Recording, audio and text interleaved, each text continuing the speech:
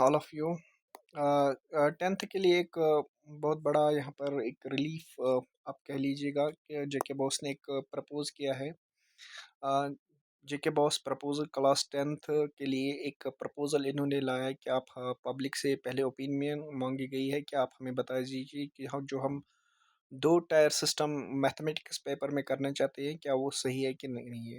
इसके लिए जो प्रपोजल है वो ये प्रपोजल अलाइन 2020 में एनईपी नेशनल एजुकेशन पॉलिसी की तरफ से दिया गया था और स्टूडेंट्स पेरेंट्स और सिविल सोसाइटी के डिस्कशन के बाद ही इसको फाइनलाइज इस डिसीजन को किया जाएगा। इसका मेन जो फोकस है, इसका मेन जो पर्पस है कि स्ट्रेस फ्री एग्जाम सिस्टम रहे, जो कि एक एनईपी का एक रिकमेंडेशन होता है कि जो भी अभी तक जो भी सारे कमीशन है आप देखिए, कोई भी उठाकर कमीशन देखिए, एजुकेशन कमीशन सिस्टम या कथारी कमीशन सिस्टम, उसमें ये बातें लिखी गई है कि स्ट्रेस फ्री एग्ज़ाम रहना चाहिए।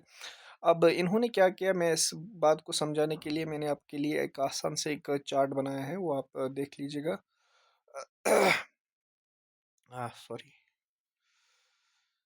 देखिए, JK BOSE class 10th to exam system. अब इसको मैं टू एग्ज़ाम सिस्टम क्यों कहूँगा, क्योंकि बेसिक मैथमेटिक्स देखिए ये किसके लिए होगा और सेकंड किसके लिए होगा। अब ध्यान से समझने की कोशिश कीजिएगा।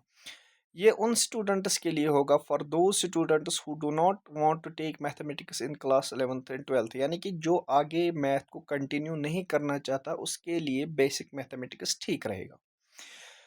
और paper difficulty will be easier, यानी कि इसमें सिलेबस, हालाँकि दोनों में ये याद रखना, दोनों में सिलेबस सेम रहेगा, पढ़ना सबको सेम ही है।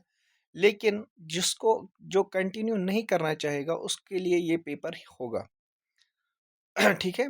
Paper difficulty will be easier, focus on everyday use math, less pressure and simpler question. इसमें बहुत आसान क्वेश्चन आएँगे, ठीक है?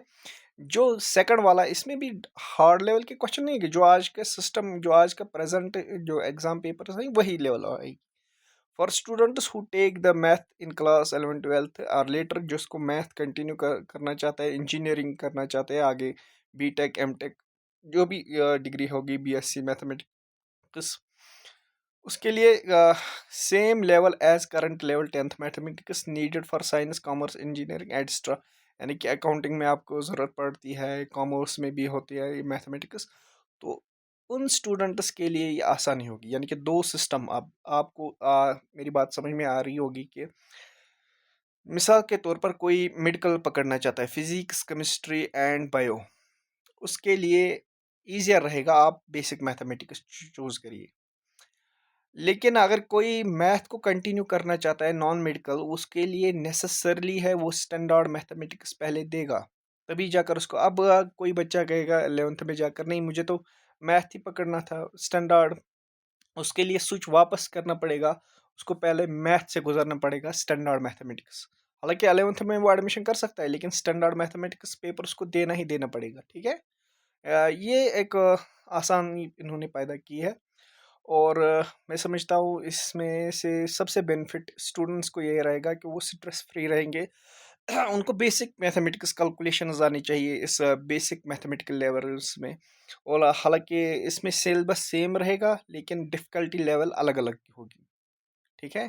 तो ये इसीलिए किया गया हो कि ताकि जो स्टूडेंट्स जिनको मैथ थोड़ा सा डिफ़िकल्ट लगता है उनके लिए ईजियर बनाया गया है, ठीक है। होप आई विल मुझे लगता है कि सब कुछ समझ में आया होगा कि ईजियर मैथमेटिक्स किन के लिए है और हार्ड, जिसको रेगुलर और हार्ड लेवल मैथमेटिक्स या स्टैंडर्ड मैथमेटिक्स के, ये ईजियर लेवल है, ये हार्ड लेवल है, ठीक है।